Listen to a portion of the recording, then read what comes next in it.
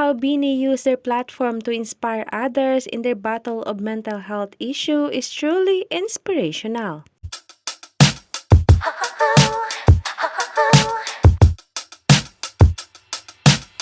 This is during the Aurora Music Festival in Davao. Bini Joanna shared her wisdom and talks about the awareness of mental health issue. To take care of our mental health, it's okay not to be okay. Ang first love diyan lagi sa ibang tao, ang first love sa sarili natin. Your heart, for your peace, please take care of your mental health.